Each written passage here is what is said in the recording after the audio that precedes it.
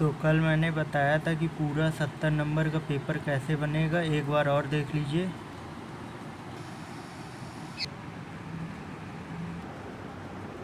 जो भी कल का वीडियो नहीं देखा है वो जा कर के देख ले, मेरे यूट्यूब चैनल पर है। और आज का टॉपिक था आवेशन। आवेश को समझने से पहले आवेशन समझा जाता है। आवेशन की परिभाषा होती है जब दो वस्तुओं को आपस में रगड़ा जाता है तो इलेक्ट्रॉन एक वस्तु से निकलकर दूसरे वस्तु में स्थानांतरित हो जाते हैं। इस घटना को आवेशन कहते हैं। बहुत ही आसान है आवेशन। आवेशन की परिभाषा मैंने बता ही चुका हूँ, फिर से एक बार। जब दो वस्तुओं को आपस में रगड़ा जाता है तो इलेक्ट्रॉन एक वस्तु से निकलकर दूसरी वस्तु में स्थानांतरित हो जाते हैं। इस घटना को आवेशन कहते हैं। जब दो वस्तुओं को आपस में रगड़ा जाता है तो इलेक्ट्रॉन एक वस्तु से निकलकर दूसरी वस्तु में स्थानांतरित हो जाते हैं। इस घटना को आवेशन कहते हैं। सिर्फ 3 बार ऐसे ही पढ़ लीजिए और याद हो जाएगा आवेशन की परिभाषा। इसको मत देखिए, ये मैंने अपने समझने के लिए लिखा है। किस लिए लिखा है ये मैं बाद में बताऊंगा।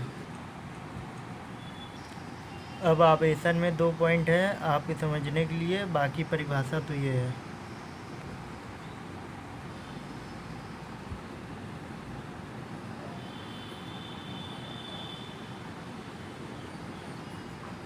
इलेक्ट्रॉन उस वस्तु से निकलेगा जिसका कार्यफलन कम होगा। पहला पॉइंट ये है, इलेक्ट्रॉन उस वस्तु से निकलेगा जिसका कार्यफलन कम होगा। ये देखिए कार्यफलन। दूसरा पॉइंट है, यदि इलेक्ट्रॉन निकलेगा तो द्रव्यमान में कमी होगी। यदि इलेक्ट्रॉन आएगा तो द्रव्यमान में वृद्धि होगी। एक बार और समझ लीजिए आवेशन की परिभाषा। जब दो वस्तुओं को आपस में रगड़ा जाता है तो इलेक्ट्रॉन एक वस्तु से निकलकर दूसरी वस्तु में स्थानांतरित हो जाते हैं।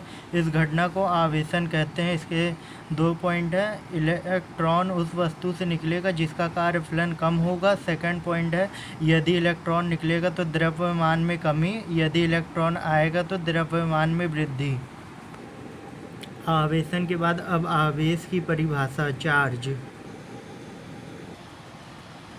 एक बार नोट से देख लीजिए तो ठीक है। आवेश स्टार्ट करते हैं। चार्ज किसी वस्तु का वह गुण जिसके कारण उसमें वैद्युत तथा चुंबकीय प्रभाव की घटना घटित होती है उसे आवेश कहते हैं।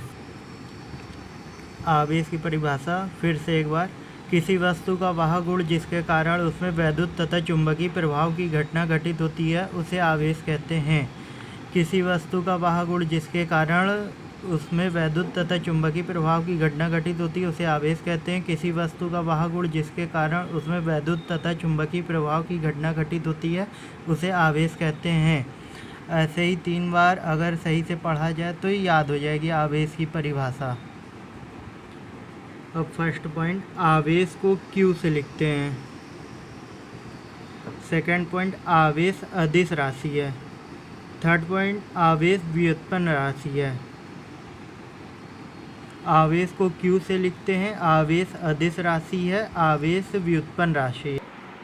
आवेश की परिभाषा एक बार फिर से दोहराते हैं। किसी वस्तु का वह गुण जिसके कारण उसमें वैद्युत तथा चुंबकीय प्रभाव की घटना घटित होती है उसे आवेश कहते हैं। फर्स्ट पॉइंट, आवेश को Q से लिखते हैं। सेकंड, आवेश को अदिश राशि है। थर्ड, आवेश व्युत्पन्न राशि है। किसी वस्तु का वह गुण जिसके कारण उसमें वैद्युत तथा चुंबकीय प्रभाव की घटना घटित होती है उसे आवेश कहते हैं। आवेश को Q से लिखते हैं। आवेश अदिश राशि है, आवेश व्युत्पन्न राशि है। अब जब अगली वीडियो आएगी तो आवेश के गुण के विषय में मैं बताऊंगा। अगली वीडियो में आवेश के गुण की परिभाषा बताऊंगा। आवेश के गुण की परिभाषा बोल लीजिए या आवेश के गुण बोल लीजिए, मतलब कि आवेश को पूरा डिफाइन करके आवेश के गुण में बताया जाएगा।